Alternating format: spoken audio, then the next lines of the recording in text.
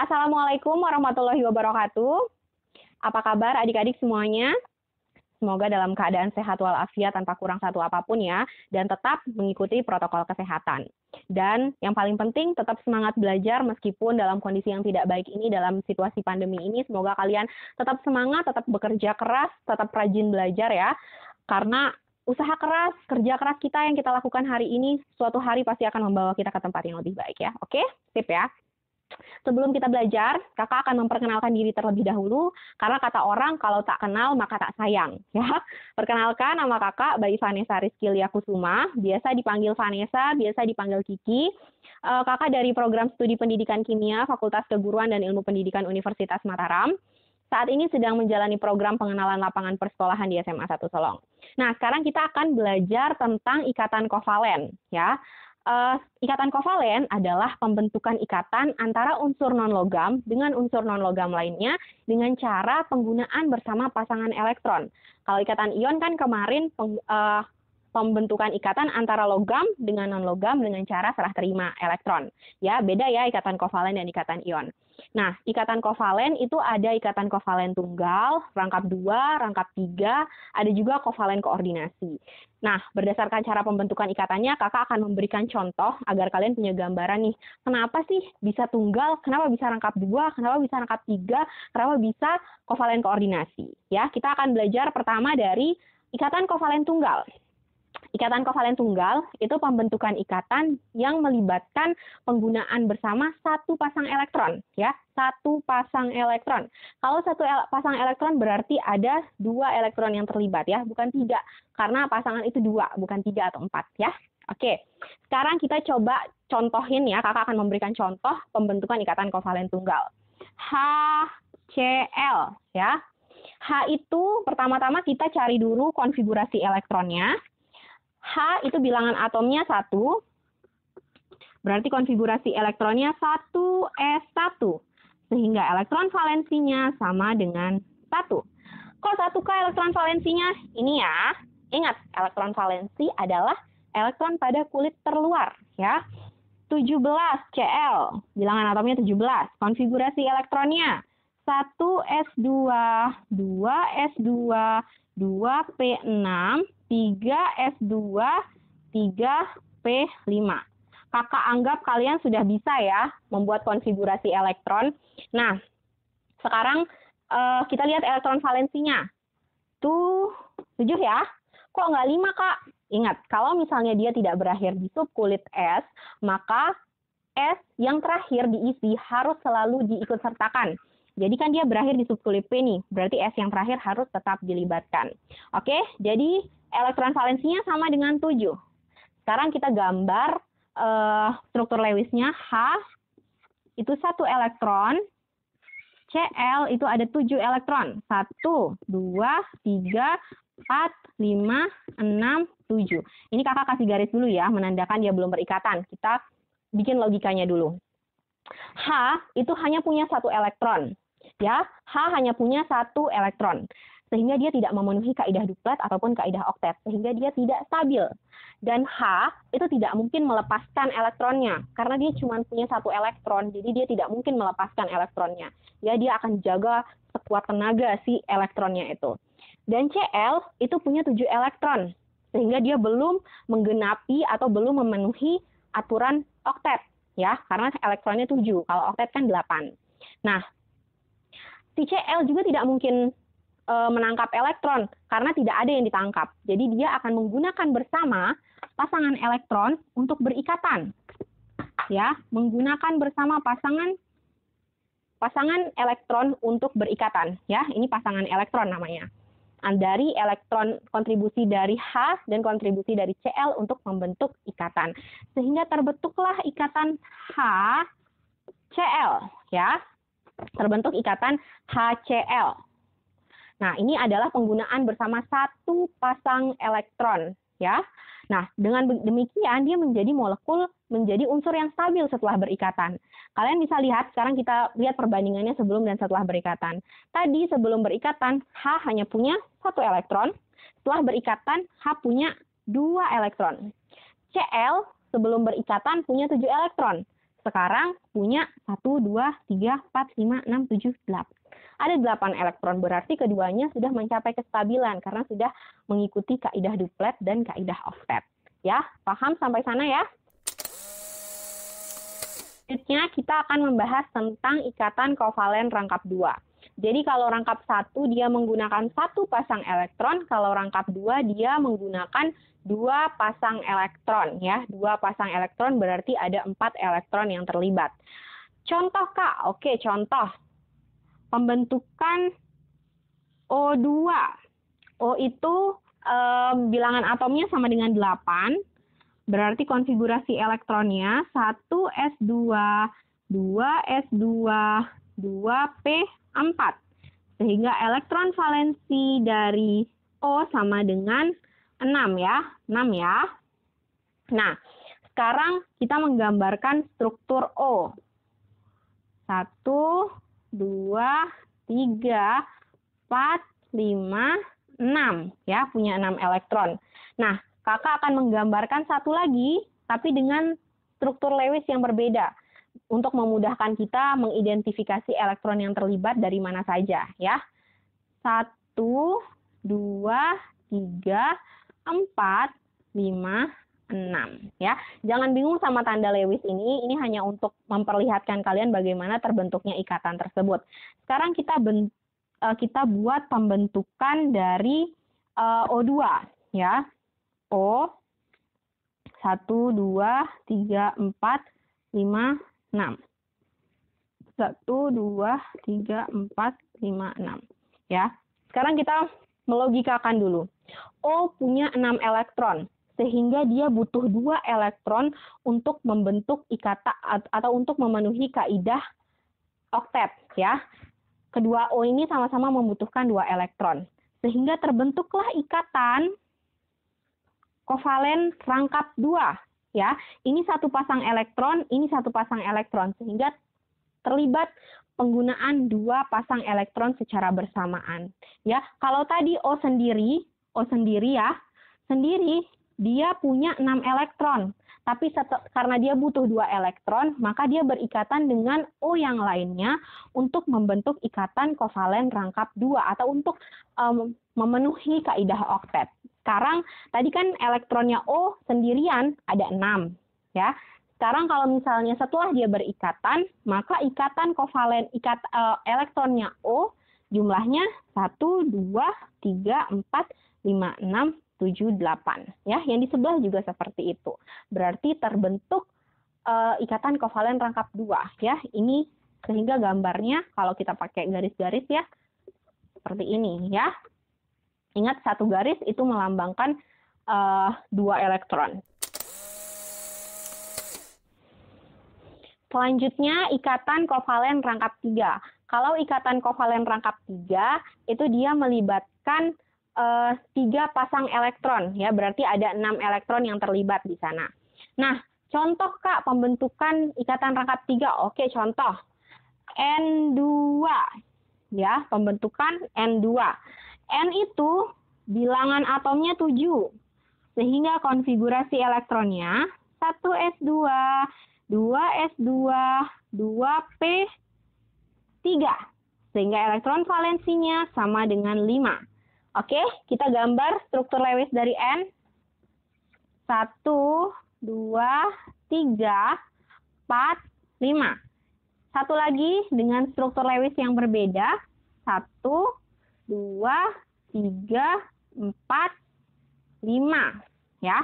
Nah, N ini dia punya 5 elektron.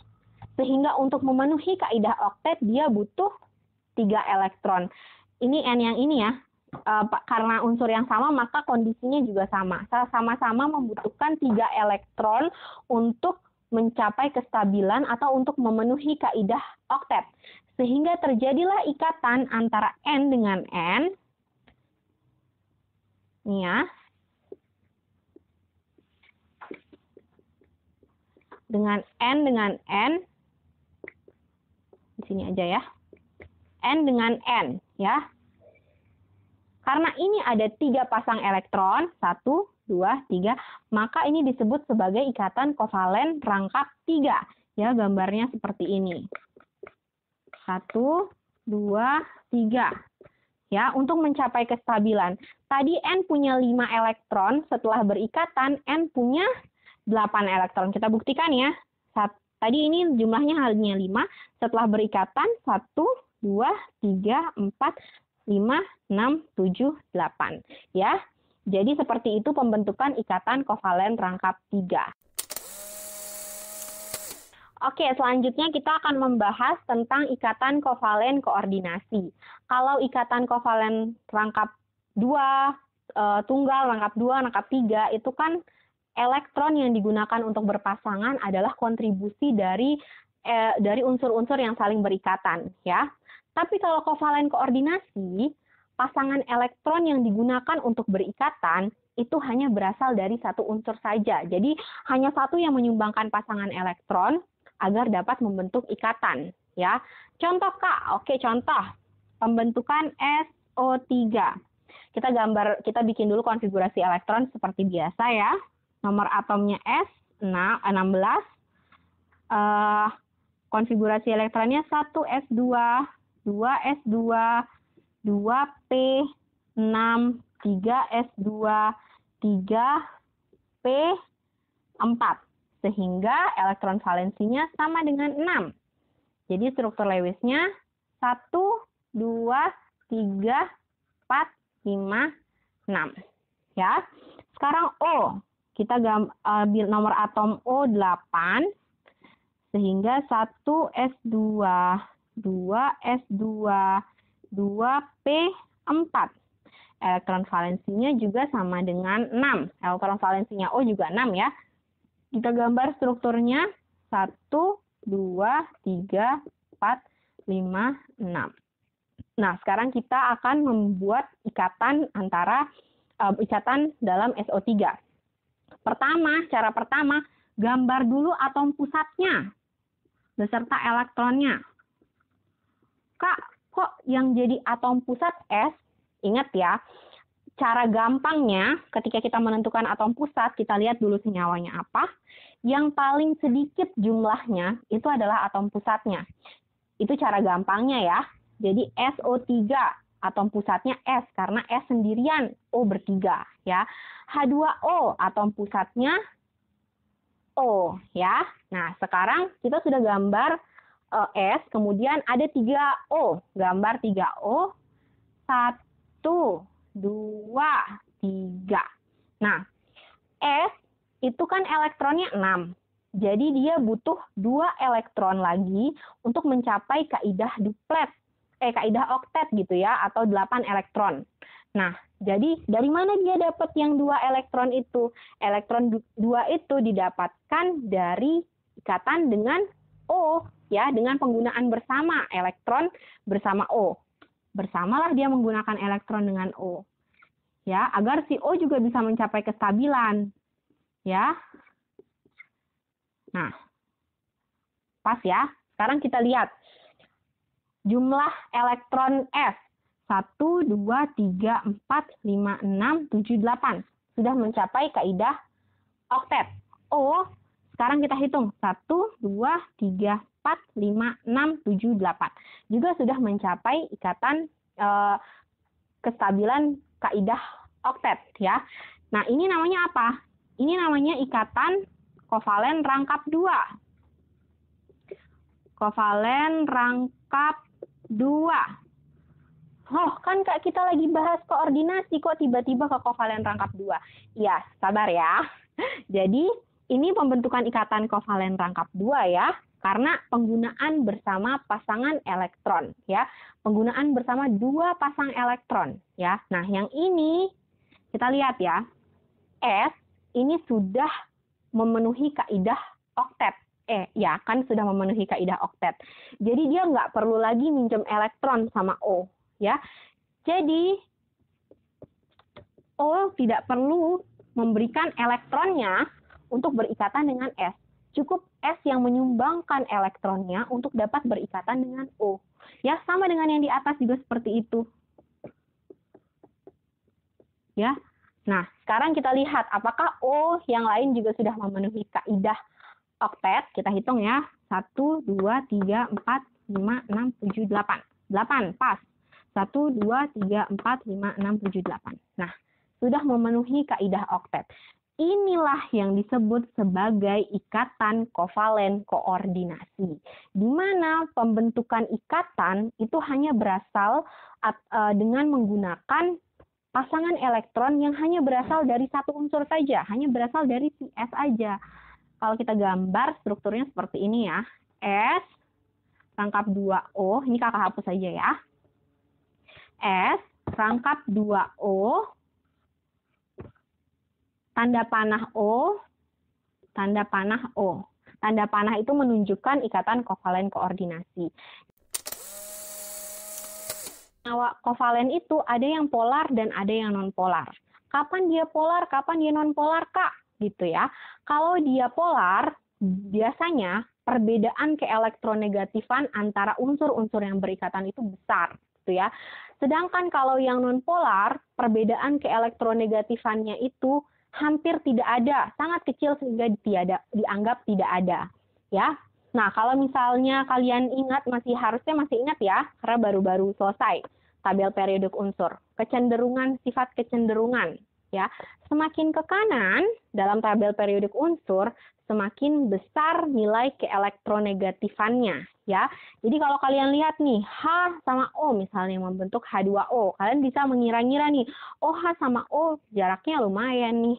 Berarti dia kemungkinan memiliki perbedaan keelektronegatifan yang besar, sehingga dia adalah senyawa kovalen polar, ya. Nanti itu biasanya akan diberikan data keelektronegatifannya, dan kalian menentukan kalau dia perbedaannya besar, berarti wajib dia kovalen polar. Tapi kalau dia perbedaannya kecil dan bahkan hampir tidak ada atau nol, berarti dia senyawa kovalen non-polar, ya.